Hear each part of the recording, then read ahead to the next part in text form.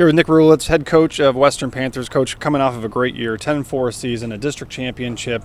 Can you tell us a little bit about the late start you had last year and how great it was to have a full year of off-season to prepare for a successful season this year? Yeah, thank you, Josh. It's been great having a full off-season with these guys. Last year at this point in time, we're just getting rolling. I got hired late April. Before that, I was their assistant principal, so they knew me in that role and that role only. But we've really bonded. We've got a great team chemistry, great team culture. Like I said, it's been nice to have a full off-season with these guys, get to know them, and also work with them and have them get a chance to know our coaching staff. But we've had a great off-season.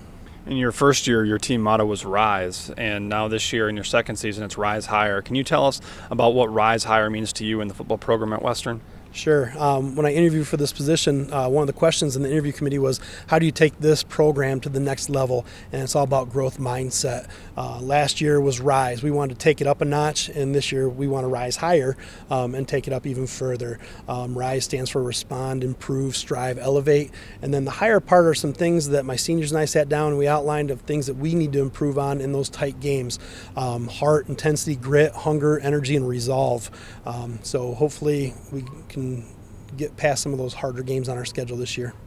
So on the offensive side of the ball, you got to replace some key talent from last year's team, but you got a lot of people got experience in game last year, a real successful 8-1 JV program, so you're bringing some experience back. You returned 3 starters, 2 of them in different positions. Can you talk about the growth that your offense is going to have to make this year and talk about your expectations for the season? Yeah, we're going to lean very heavily on our offensive line. We've got a great starter coming back in James Daly at right tackle. James has done a tremendous job this offseason, getting stronger and faster. I'm really looking forward to seeing him put the pads on. We ended up moving one of our offensive linemen, Brady Plate, to tight end this year because I do feel like our offensive line is a strength, and that affords us the opportunity to move someone of Brady's athletic ability to tight end as a blocker and as a pass catcher, and he's done a great job in that transition. Last year, Caden Oliver was one of our main running backs. We really kind of moved him around like a chess piece early on, and then we realized that he can really run the ball. And so this year he's in the mix. He and Ty Keeler are battling it out for our QB1 position, and I've been very impressed with both of them so far. You had a really strong defense last year. I think that's all led by your defensive coordinator. But your defense was great last year. You returned 7 to 8 of those starters from last season. Can you talk about your expectations for this year and how you try to inflict havoc into your defense? Havoc is just our mentality. It's what we say. Defense in the game of football can be a very violent game. And we talk about being physical and pushing guys around on the defensive side of the ball. And having that physical mindset is irreplaceable in our defense.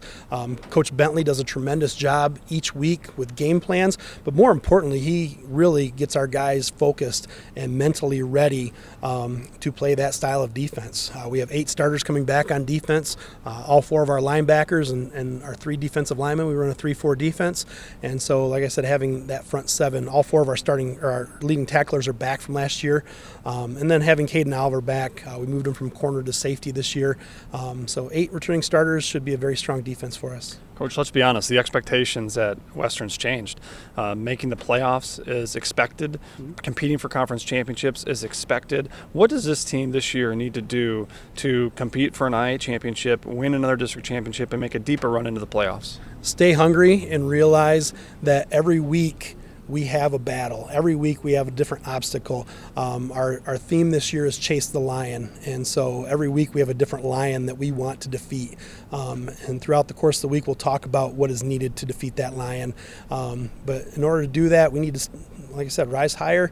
We've got to stay hungry every week and want it more than our opponent. Your off non-conference schedule is extremely tough. You're going to start the year with St. John's in week 1, and then Detroit Country Day, a new addition to this year. Got to be excited how those 2 games will prepare you for a great I-8 conference season. Yeah, I'm very excited for our non-conference schedule. Last year we played St. John's as our first game against them, and they're a very physical program. Andy Schmidt does a wonderful job up there at St. John's. They'll have big, strong, fast kids, so it'll be a good test for us. And then we face Detroit Country Day, and the name itself speaks for that program. They've got a tremendous amount of success. Much respect to Coach McLean and what they've done there. We felt like this would be an outstanding test to get us prepared to go into our conference schedule. They've got a running back who's a 4-star kid, has offers to Big Ten schools, and he's only going into his junior year. We know that they'll play a very fast, physical brand of football, and we feel like that'll be a nice test for us.